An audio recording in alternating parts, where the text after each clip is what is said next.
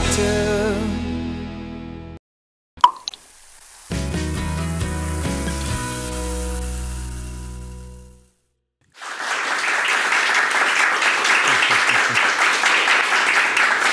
Hello and welcome to the show. I think it was Julie Andrews who sang "The hills are alive" with the sound of music. But these days, the halls are alive with the sound of mucus.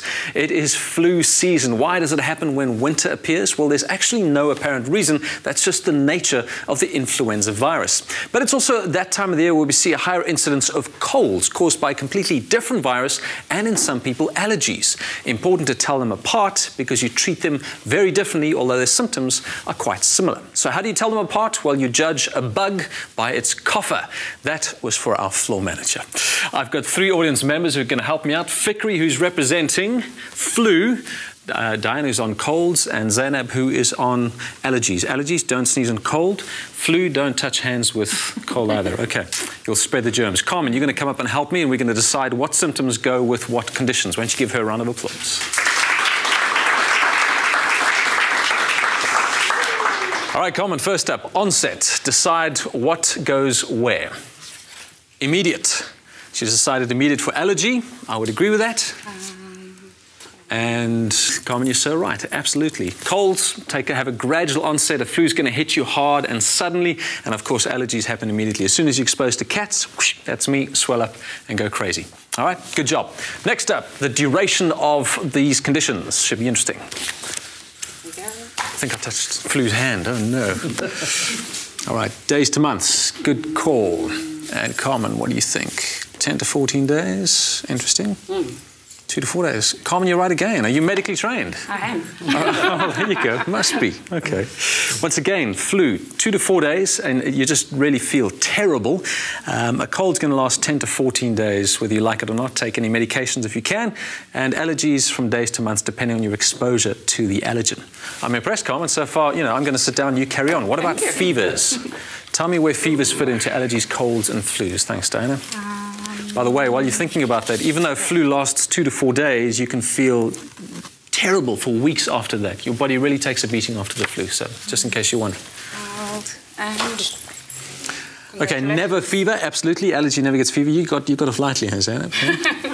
And colds, yeah, mild, you're absolutely right. 38.5 for flu, absolutely. Good job again, Carmen. There must be a prize for this. Okay. As long as it's not cold or flu that I'm getting. No, you're right. Avoid these two, you know.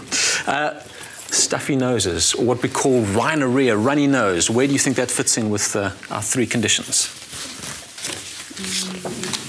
All right. Clear. Okay, I think Carmen mentioned that she might have a son who's got allergies, so she knows that. And occasional for a cold.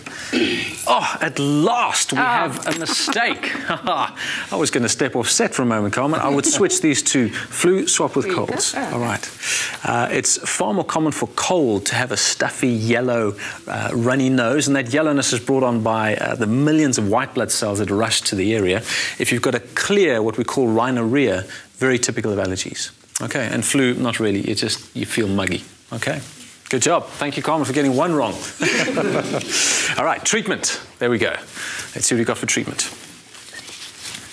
Okay, that's easy. All right, antibiotics. There's 4 here, because it's trickery. Let's see. Okay, while Carmen's deciding, all right, now let's put it out there. Vitamin C for a cold. I would agree with that.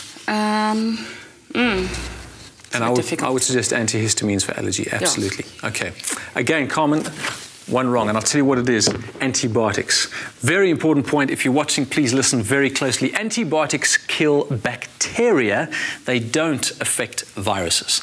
So if you've got the flu or you've got a cold, don't go near antibiotics. They're ineffective. Okay? Don't even ask your doctors for it. You make it hard for them to say no. And you're going to create resistant superbugs if you take antibiotics unnecessarily. In fact, one of these days, a bug is going to appear that cannot be treated by any of our antibiotics, and then we're in trouble. So antibiotics, goodbye. We don't want you for any of these conditions. All right. Vitamin C, I think, for colds is perfect and supportive for flu. Lots of rest, lots of fluid. You don't want to get flu. Fikri, thanks so much. Carmen, last one. All right. Prevention. That should be easy enough. Hey? Thank you.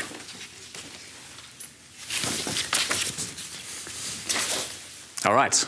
Avoidance, absolutely.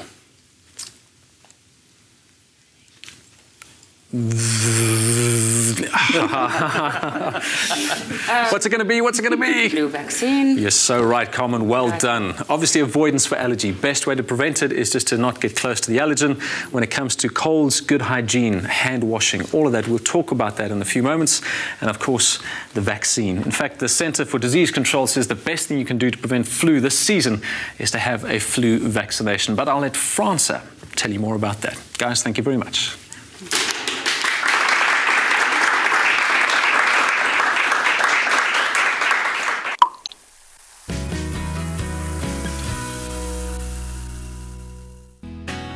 I wanna live the best life.